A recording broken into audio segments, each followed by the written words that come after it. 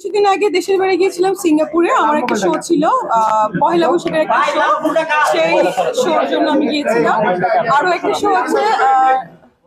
আচ্ছা, আমি কি বলবো নাকি বলবো না? আচ্ছা আচ্ছা, আরো একটা শো আছে লন্ডনে। এটা ঈদের আগে হবে। এই তো চলছে, কাজ চলছে। যদি বলি যে কাজের ব্যস্ততা এবং হচ্ছে কিছুদিন আগে আপনি একটা ওয়েব সিরিজের শুটিং করলেন, হ্যাঁ, মানে এবং সামনে কিছু কাজ আছে এই বিষয়ে তো জানতে চাই। কিছুদিন আগে একটা ওয়েব সিরিজের শুটিং করেছি, কিন্তু আসলে ওয়েব সিরিজটা এত সুন্দর হয়েছে তারা সিনেমা হিসেবে রিলিজ করতে চাচ্ছে কোরবানিতে।